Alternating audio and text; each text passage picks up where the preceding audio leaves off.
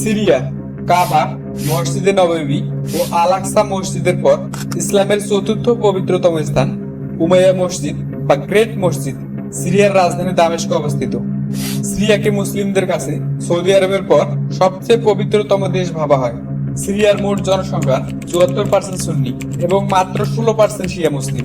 সুন্নি মুসলিমরা সংখ্যাগুরু হওয়ার পরও সিরিয়ান সরকার বাশার আল আসাদ একজন শিয়া মুসলিম এবং আসাদ সরকারের বেশিরভাগ সদস্যই শিয়া মুসলিম।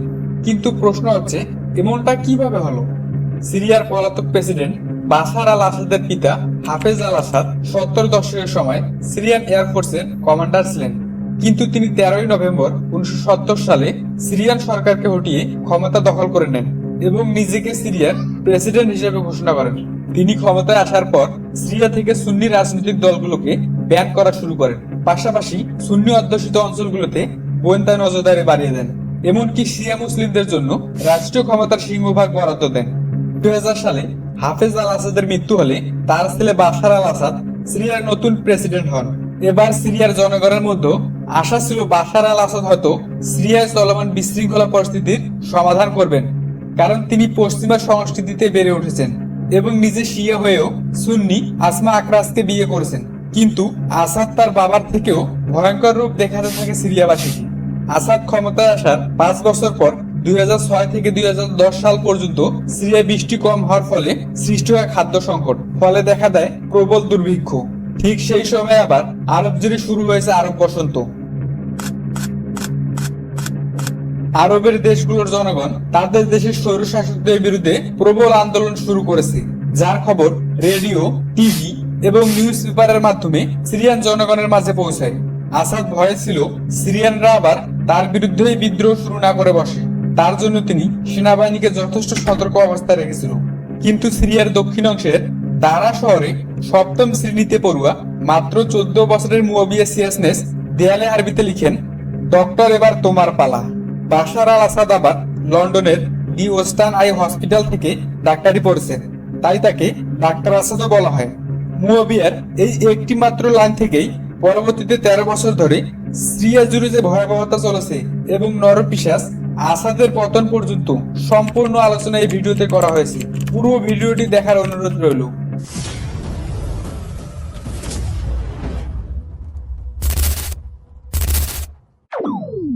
পরবর্তীতে মুয়াবিয়ার লেখা ডক্টর এবার তোমার পালা লেখাটি সিরিয়ান গোয়েন্দা পুলিশের নজরে আসে এবং মুয়াবিয়া সহ তার আরো কয়েকজন সহপাঠীকে পুলিশ গ্রেপ্তার করে নিয়ে যায়।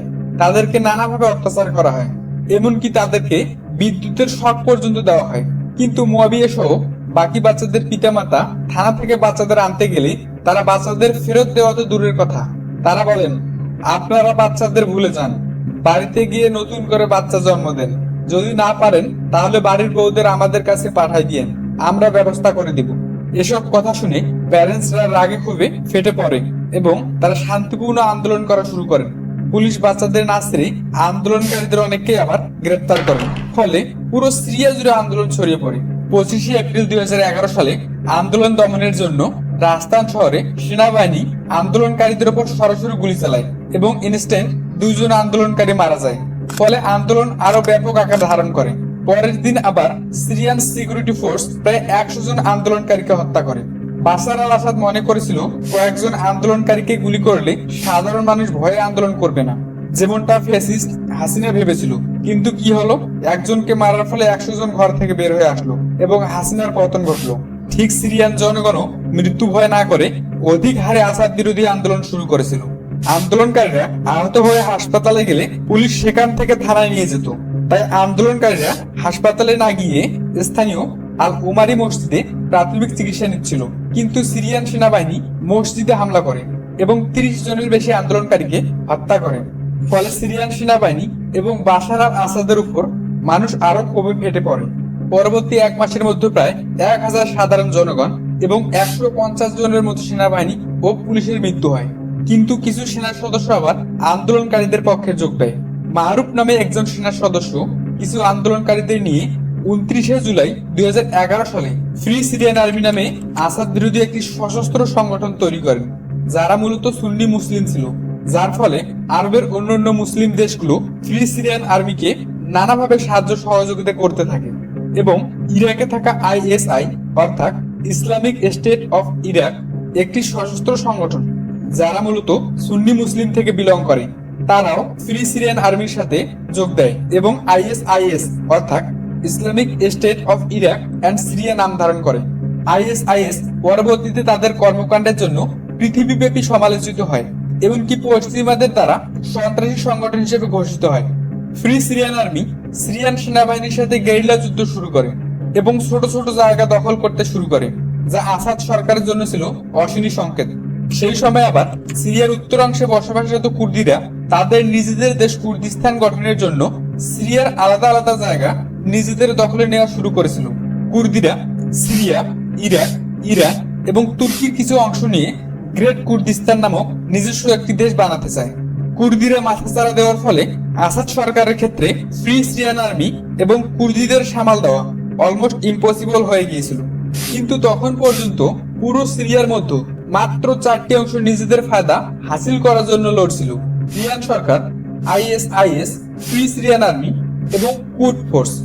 কিন্তু পরবর্তীতে বিশ্বের পরাশক্তিগুলো নিজেদের ফায়দা হাসিল করার জন্য সিরিয়া লড়তে শুরু করে এবং সিরিয়া পরিণত হয় আন্তর্জাতিক যুদ্ধক্ষেত্রে, যার ফলে বিশ্বের সর্বনিকৃষ্ট গৃহযুদ্ধ শুরু হয় সিরিয়ায়।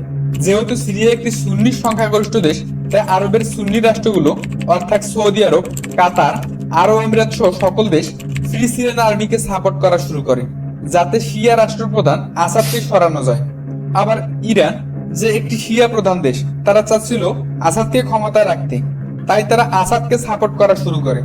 যেহেতু ইরানের সাথে রাশিয়ার ভালো সম্পর্ক, তাই রাশিয়াও আসাদকে সাপোর্ট করা শুরু করে এবং নিজেদের স্বার্থ অর্থাৎ সিরিয়ায় থাকা তেলের খনির দিকে নজর দেয়। এটা পরিষ্কার যে রাশিয়ার চিরশত্রু দেশ আমেরিকা, তাই স্বভাবতই আমেরিকাও সিরিয়ান আর্মিকে অস্ত্র এবং ট্রেনিং দিয়ে সাহায্য করা শুরু করে। কিন্তু 18 জুলাই 2012 সালে দামেস্কে সিরিয়ান সরকারের একটি উচ্চ পর্যায়ের মিটিং হয় এবং ফ্রি সিরিয়ান আর্মি বম মেরে পুরো বিল্ডিংটি উড়িয়ে দেয়। সিরিয়ান ডিফেন্স মিনিস্টার জেনারেল দাউদ রাজিহা, সিরিয়ান ভাইস প্রেসিডেন্ট এর সহকারী জেনারেল হাসান তুর্কমানি, ন্যাশনাল সিকিউরিটি ব্যুরোর প্রধান জেনারেল হিসাম ইখতিয়ার, এমনকি প্রেসিডেন্ট আসাদের বোনের স্বামী জেনারেল আসিফ সাকাওয়াতের মৃত্যু হয়। তাছাড়া জেনারেল মাহের আল আসাদ মারাত্মক আহত হয়ে তার একটি পা হারান, যিনি ছিলেন বাশার আল আসাদের ছোট ভাই। এমন হামলার ফলে বাশার আল আসাদ ফ্রি সিরিয়ান আর্মির উপর সর্বাত্মক আক্রমণ শুরু করে এবং ফ্রি সিরিয়ান আর্মির অনেক সদস্যকে হত্যা করে।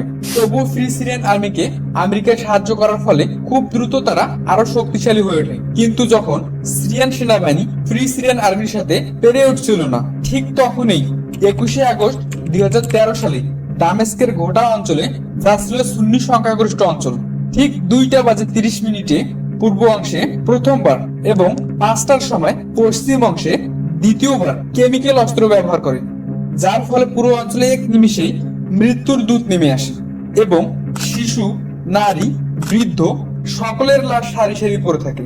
কেমিক্যাল অস্ত্র ব্যবহার নিষিদ্ধ এবং ব্যবহার ওয়ার ক্রাইমের শামিল। এই অস্ত্র ব্যবহারের ফলে জাতিসংঘের মাধ্যমে human rights watch international criminal কোর্টে আসাদ সরকারের বিরুদ্ধে ব্যবস্থা নিতে বলে, কিন্তু রাশিয়া ভেটো প্রদান করে আসাদকে বাঁচিয়ে নেন। ভেটো হলো জাতিসংঘের 5টি স্থায়ী সদস্য অর্থাৎ ইউএসএ বা আমেরিকা, রাশিয়া, ব্রিটেন, ফ্রান্স ও চীনের এমন এক ক্ষমতা যা প্রদান করে জাতিসংঘে উত্থাপিত যে কোনো প্রস্তাব বাতিল করতে পারবে। কিন্তু তবুও ইউএসএ সরাসরি সিরিয়ান সেনাবাহিনীর উপর হামলা চালায় এবং পরবর্তীতে 2015 সালে তুর্কি সিরিয়ার উত্তরাংশের কুর্দিদের উপর হামলা শুরু করে, কারণ কুর্দিরা সিরিয়ায় শক্তিশালী হয়ে পরে তুর্কিতে আক্রমণ করতে পারে। তাছাড়া কুর্দিরা প্রায় তুরস্কের ভিতরে ঢুকে নানা ধরনের হামলা চালাচ্ছিল। সেই ভয় থেকেই তুর্কি বিমান বাহিনী কুর্দি মিলিশিয়াদের উপর আক্রমণ শুরু করে। ফলে সিরিয়ায় রাশিয়া, আমেরিকার মতো সুপার পাওয়ার বিভিন্ন দেশ জঙ্গি সংগঠনের জন্য হয়ে উঠেছিল যুদ্ধের ময়দান এবং বিপরীতে প্রাণ যাচ্ছিল সাধারণ সিরিয়ান জনগণের।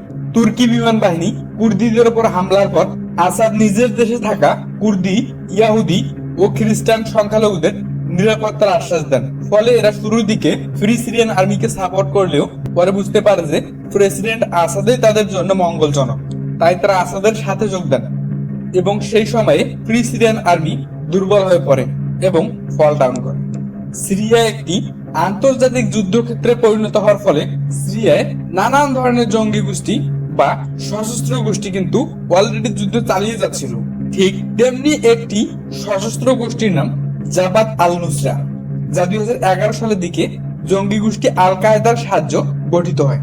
কিন্তু 2016 সালে সংগঠনটির নেতা আবু মোহাম্মদ আল জোলানি সিরিয়াকে ফ্রি করার শর্তে মত পার্থক্য দেখা দিলে আল কায়েদার সাথে সম্পর্ক ছিন্ন করেন এবং জাবাত আল নুসরা নামটি বিলুপ্ত করে নতুন নাম হায়াত তাহরির আল শাম রাখেন।